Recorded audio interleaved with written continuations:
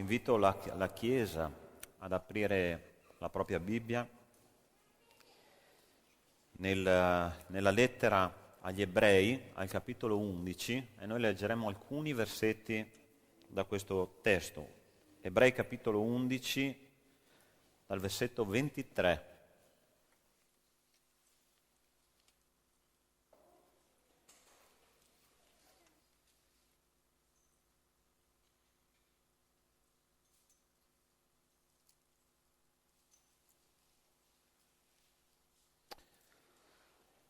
Ebrei 11, 23 dice così la parola di Dio.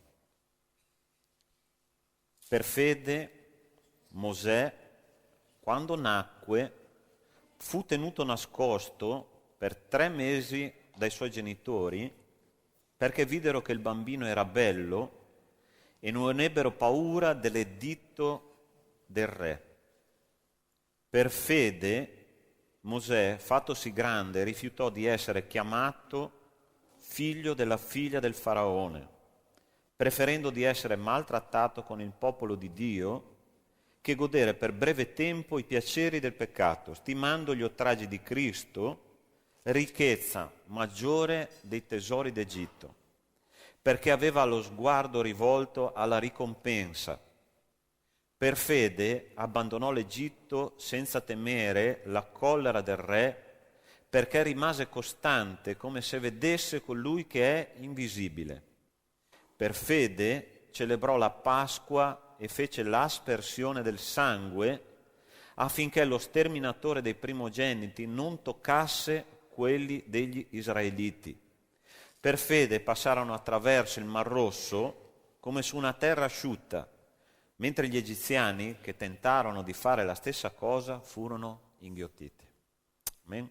Possiamo pregare che il Signore possa parlarci questa mattina e darci indicazioni per la nostra vita. Signore, in questo momento noi ti chiediamo che il tuo Santo Spirito possa amministrare, Signore, le nostre vite. Signore, ti chiediamo di interpretare la tua parola, Signore, alla necessità di questa Chiesa. Tu solo, Signore, sai di cosa abbiamo bisogno. Abbiamo bisogno della tua grazia, Signore. Abbiamo bisogno della tua presenza. Non lasciarci, Signore, senza queste cose che sono fondamentali per la nostra vita. Te lo chiediamo nel nome di Gesù. Amen.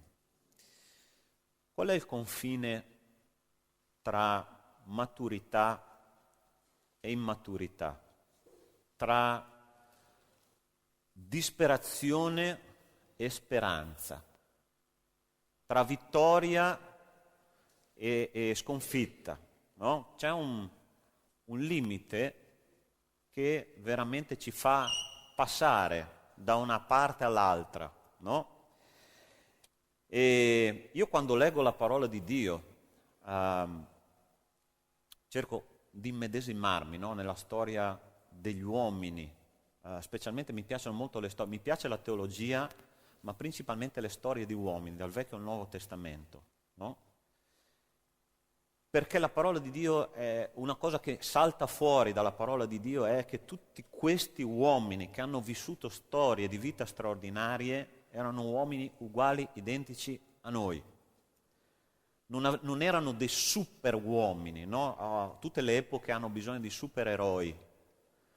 Loro non avevano poteri straordinari, loro erano uomini normali come me e come te, e però hanno fatto la differenza nella loro generazione. E queste storie proprio mi riempiono, no? E dico sempre, Signore, io voglio capire il segreto di questi uomini. L'Apostolo Paolo ha condensato bene nell'epistola ai Colossesi, in un testo, proprio fa capire esattamente qual era questo segreto che questi uomini avevano. E lui dice così: se dunque siete stati risuscitati con Cristo, cercate le cose di lassù, non quelle che sono sulla terra, perché voi moriste e la vita vostra è nascosta con Cristo in Dio.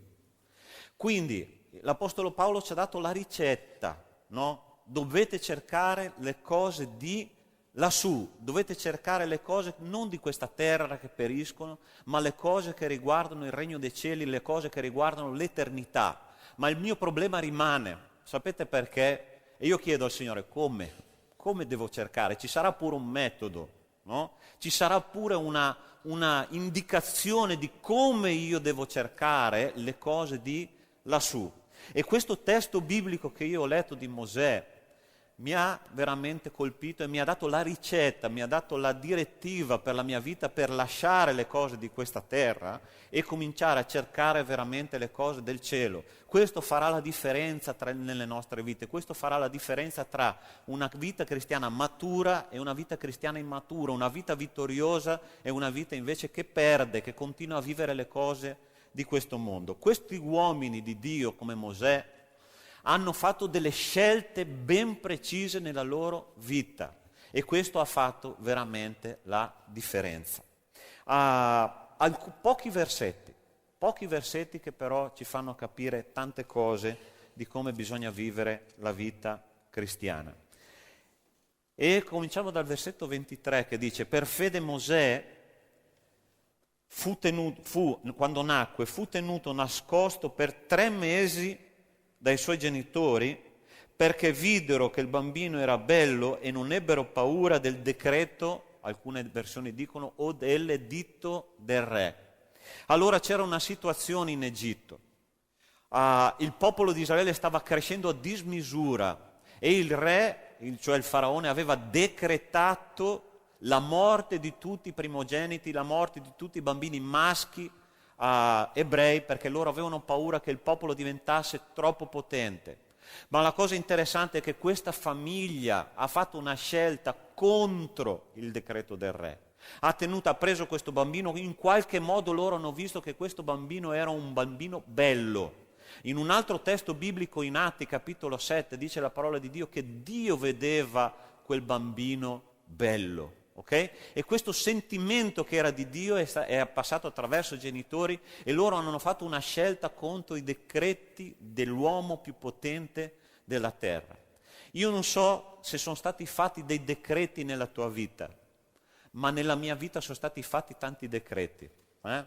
Sai chi è che fa i decreti tante volte nella nostra vita? La nostra famiglia, i nostri amici, i nostri colleghi di lavoro, le persone che conosciamo. E tante volte queste persone danno un decreto e danno una connotazione alla nostra anima. Quello lì è una persona che vale poco. Quella lì è una persona che non ha tanta capacità di arrivare in alto. No? Questi sono i decreti che vengono fatti dalle persone che stanno attorno a noi. Questa famiglia aveva un decreto che pendeva sulla loro testa da parte dell'uomo più potente del mondo che diceva: questo bambino va ucciso, come tutti gli altri. Ma la famiglia dice che ha perso la paura quando questa famiglia ha capito che il decreto di Dio per questo bambino era completamente diverso. Io non so in base a quali convinzioni e quali decreti interiori tu stai vivendo, ma c'è un decreto di Dio per la mia e per la tua vita che dice: tu sarai una persona che io userò per la mia gloria.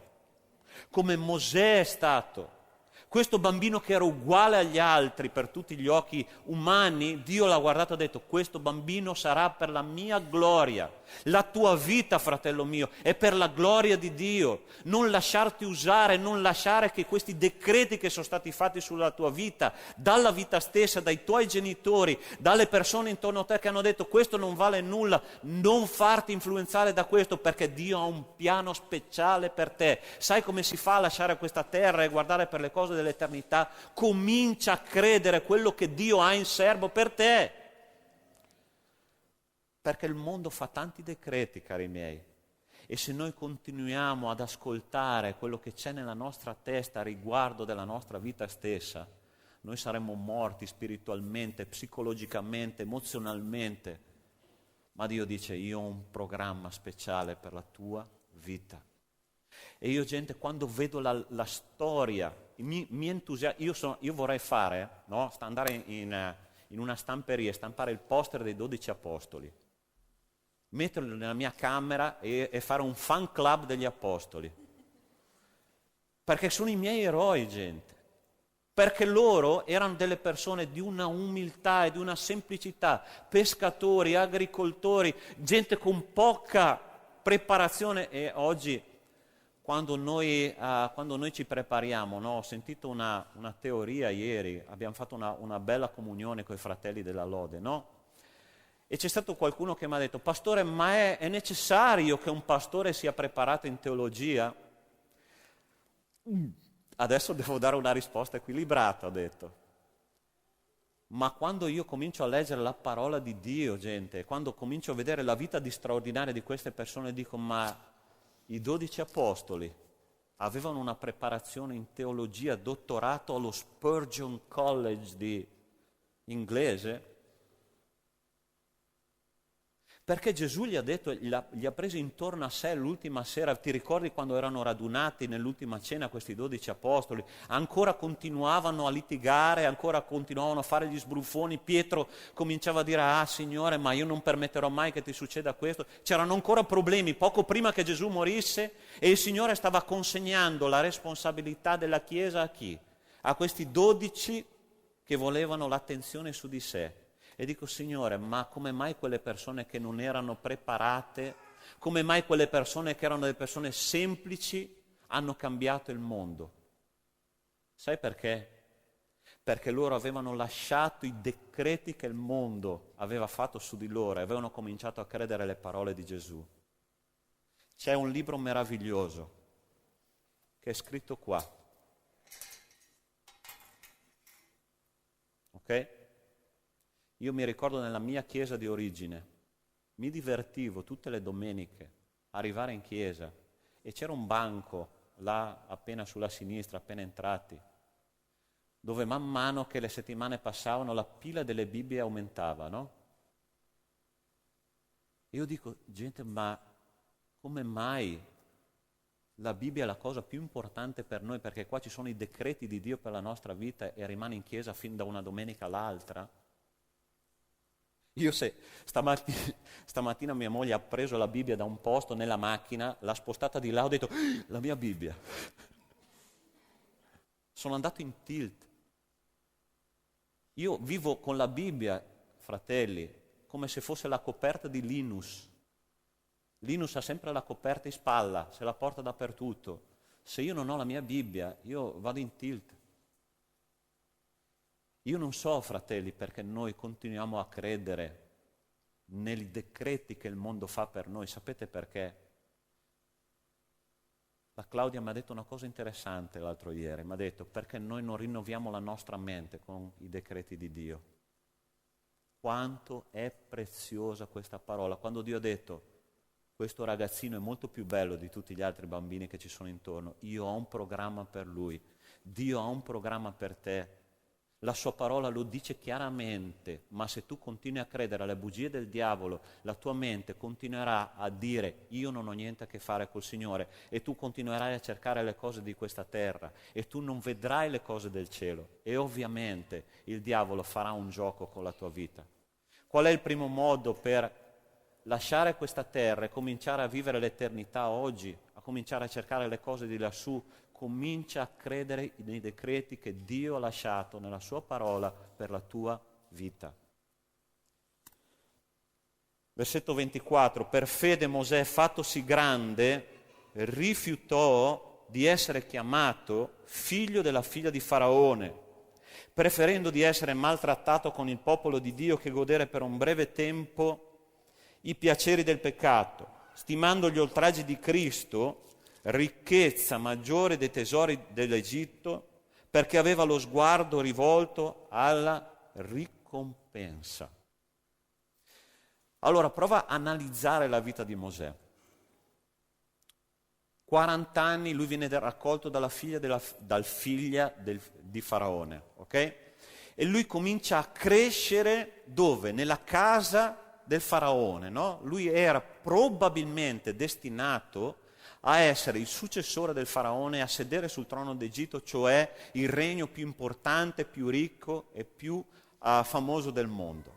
E lui ha ricevuto le istruzioni dei migliori professori e dice la parola di Dio in Atti capitolo 7 che lui era potente in parole e in opere, cioè vuol dire che era una persona di un livello culturale, di una capacità psicologica, emozionale talmente forte che lui riusciva a gestire qualsiasi situazione. Lui era capace di parlare in pubblico, lui era capace di fare una cosa perché dice la parola di Dio era potente in parole e in opere. E a un certo punto lui, vi ricordate che ha voluto cercare di essere salvatore di Israele con tutto quello che lui era, cioè come l'uomo più potente del mondo.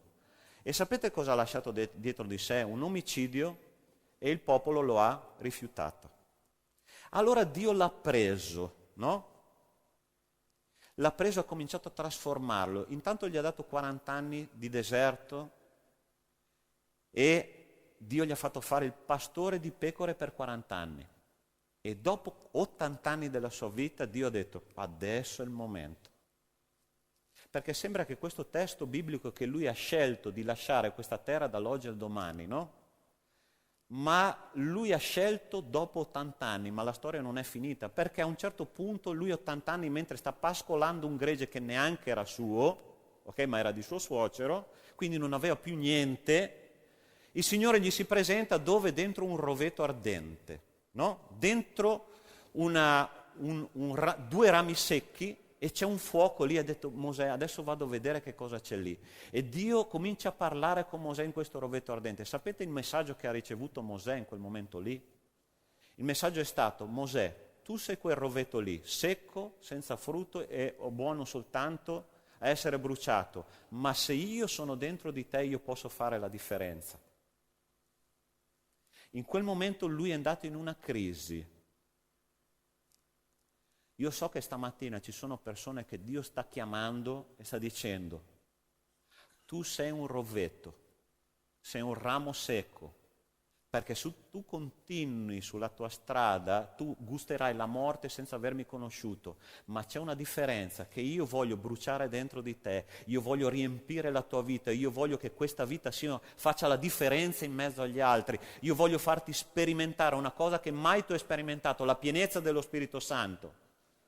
Io voglio farti sperimentare la nuova nascita. E sai, Mosè era lì in crisi, perché diceva: Signore, ma sai, io una volta ero potente in opere, ma e anche a parlare, ma adesso sto balbettando. Sapete che Mosè balbettava? Allora, Signore, adesso che non ho più nessuna possibilità, tu mi chiami un ministero per guidare un popolo intero?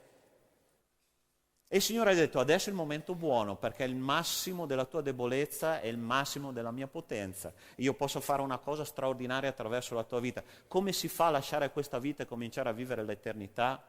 Sai cosa devi riconoscere? Che tu sei quel roveto piccolo, secco, che non vale niente, ma che il Signore vuole usare per la sua gloria. Signore, ma se io mi converto cosa succederà? E ti converti, sai cosa succederà? Che tu hai la vita eterna istantaneamente.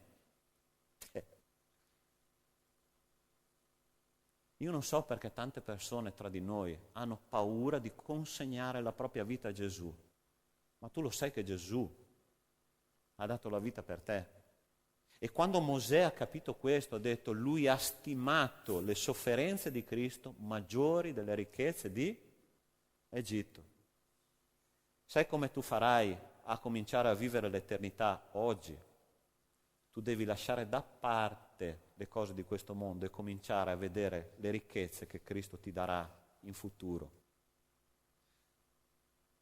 Persone sono passate per questa terra. Pastore Caio ha predicato 2 domeniche fa, no? Il treno della vita passa e noi siamo lì con le mani in tasca e la nostra valigia, aspettando che arrivi il momento di salire. La cosa interessante è che questo treno va molto lento, noi possiamo prenderlo anche al volo, ma se tu giri le spalle e torni dal bigliettaio, magari trovi il bigliettaio chiuso. Questo sarà il momento in cui io e te dovremo consegnare la nostra vita chiave in mano e tornare nell'eternità.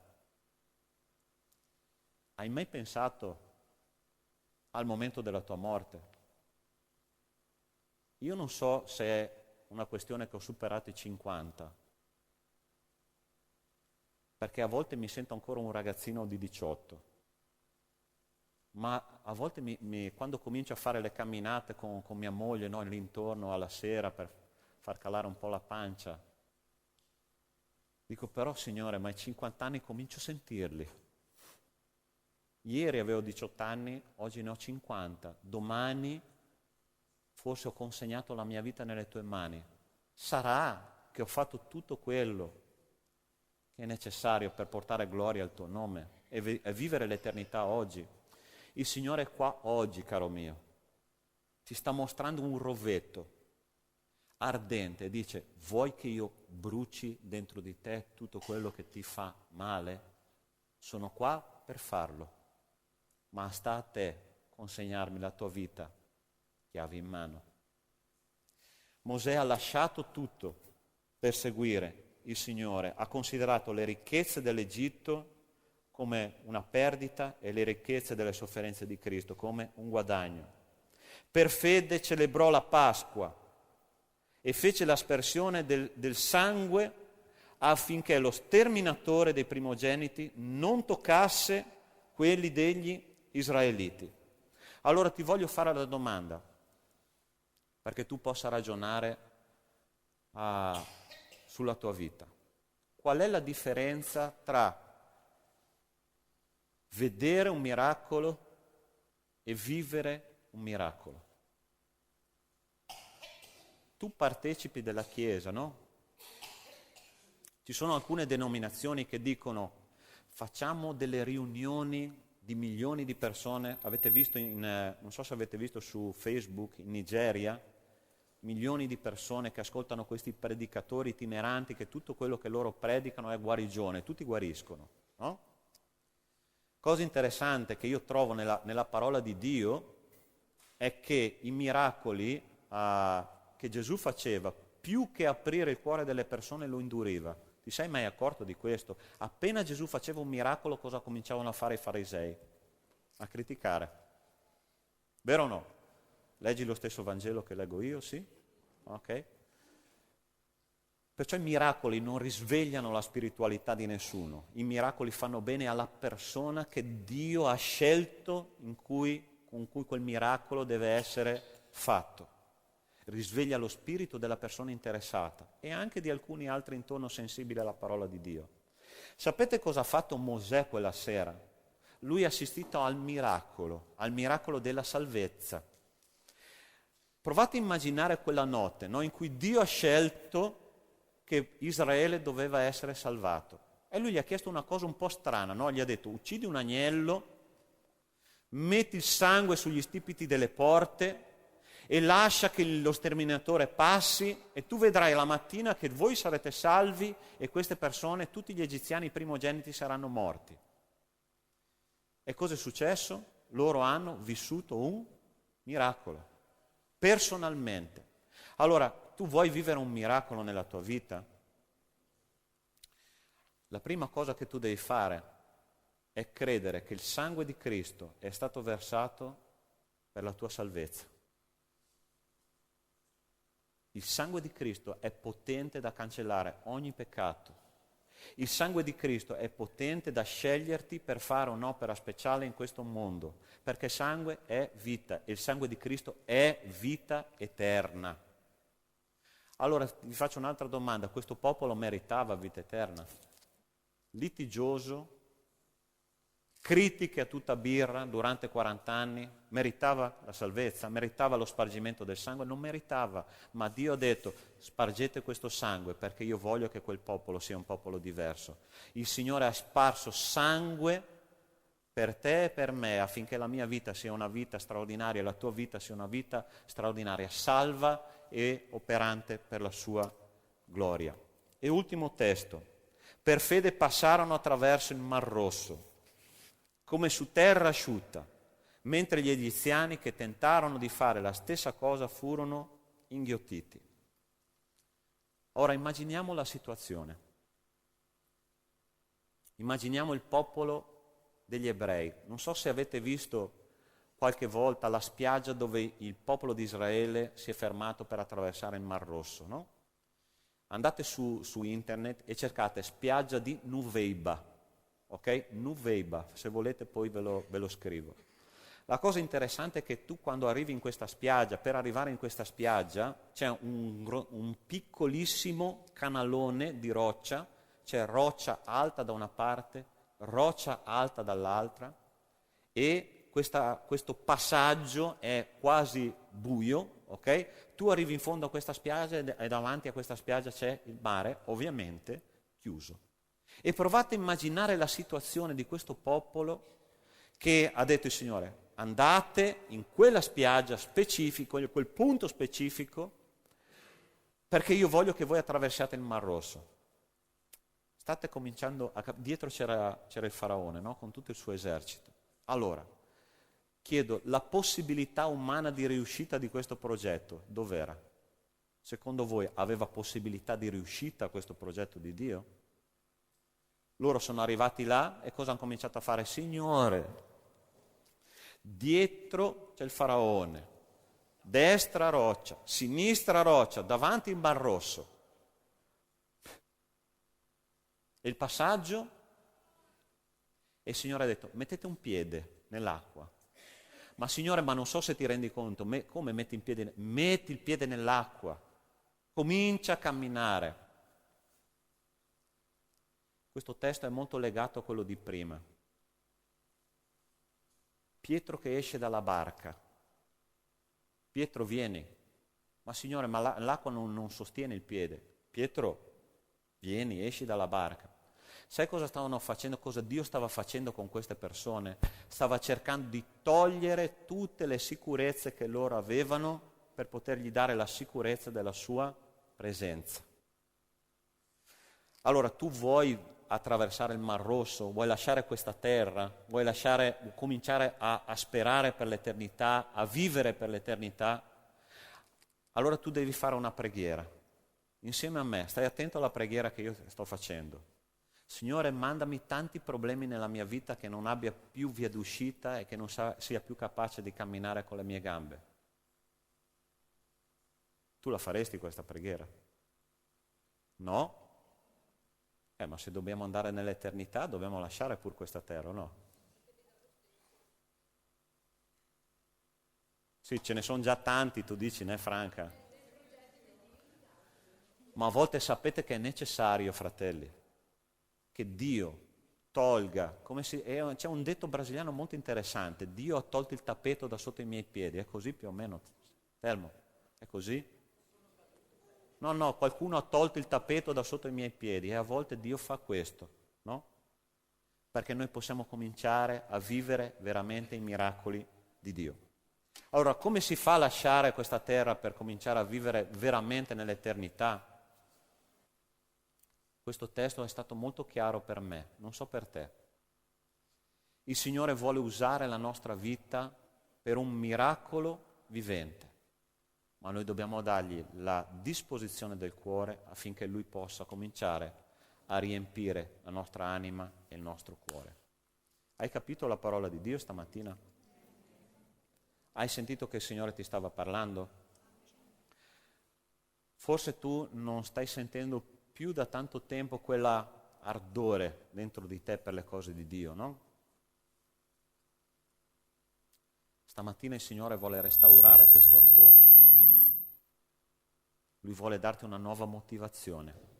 Il Signore ci ha comunicato stamattina: tu sei stato creato non per vivere su questa terra, tu sei stato creato per vivere nell'eternità. Questa terra passa, ma Dio deve fare un lavoro con la nostra anima se noi vogliamo questo ardore di servire il Signore. Cominciamo a chiudere i nostri occhi e consideriamo la vita di Mosè, come abbiamo studiato questa mattina. Io invito già il gruppo di lode.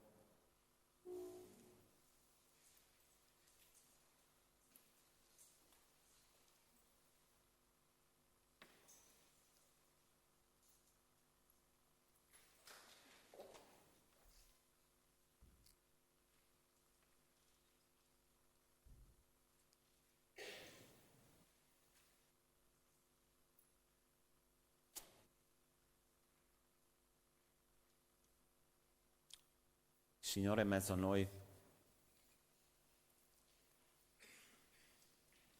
Lui ci sta dicendo, la tua vita è preziosa per me.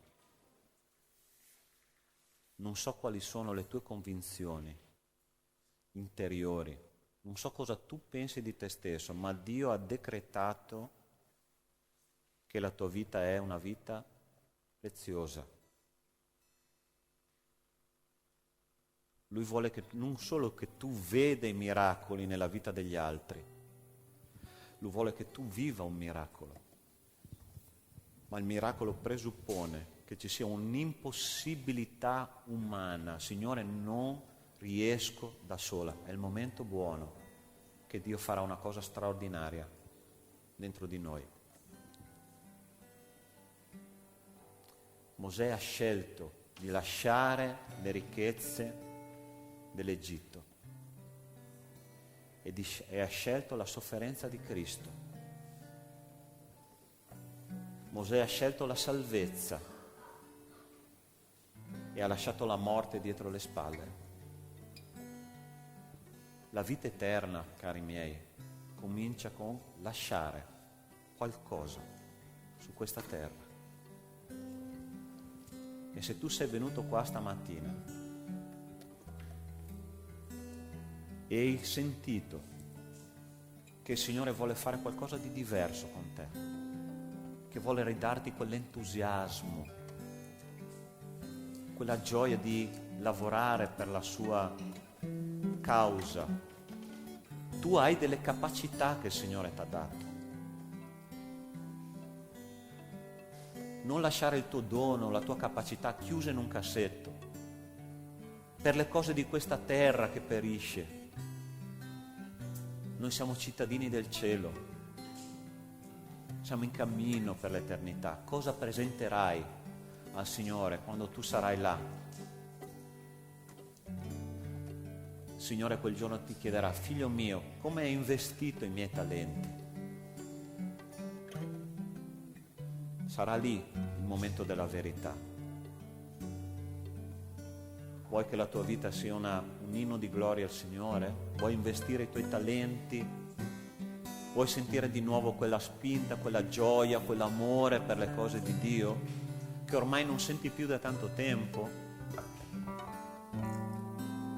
Il Signore è qua per dirti: sono qua, figlio mio, figlia mia. E se tu senti che il Signore non fa ancora parte della tua vita, questo potrebbe essere il momento che tu puoi dirgli: Signore, entra a far parte della mia vita, io voglio essere un tuo figlio, voglio vivere il mio miracolo quotidiano, che è il miracolo della vita eterna. Tu senti che il Signore ti ha parlato questa mattina? Io voglio pregare per te, io voglio pregare per la tua vita affinché l'opera di Dio sia completa. Se tu hai sentito che il Signore ha dato una parola per te, alza la tua mano e riabbassala subito dopo. Dio ti benedica là dietro, Dio ti benedica, Dio ti benedica, Dio ti benedica, Dio ti benedica qua davanti. Se c'è qualcuno che sta dicendo: Signore, non fai parte della mia vita, ma io voglio che tu entri in me e che tu mi sigilli col tuo spirito, voglio una vita diversa. C'è qualcuno che sta facendo questa meditazione? Alza la tua mano e riabbassala subito dopo. Dio ti benedica qua. Amen. Alziamoci tutti in piedi. Il Signore ha fatto un'opera stamattina con noi. Il Signore ci ha chiamato a essere delle persone gioiose. Questo fuoco che non brucia, che non consuma, ma soltanto anima. È lo Spirito Santo di Dio che può essere questa mattina rinnovato, può essere rialimentato affinché noi possiamo diventare delle persone veramente credenti. E se tu hai alzato la tua mano, io ti chiedo, mentre il gruppo qua dietro può fare un sottofondo musicale, io voglio pregare insieme a te per la tua vita. Se tu hai alzato la tua mano, vieni qua davanti, non avere vergogna delle cose di Dio, perché il Signore vuole farti del bene, vuole farti del bene.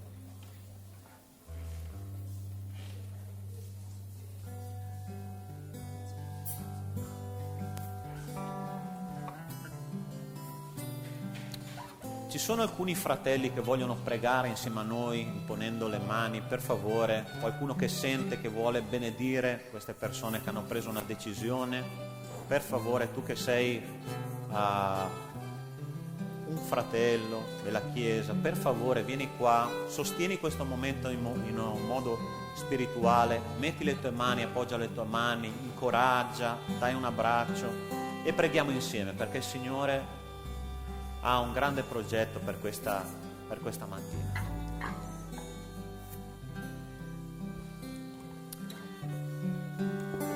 Nel cielo c'è una festa, cari miei, una festa per le nostre vite che si rinnoveranno.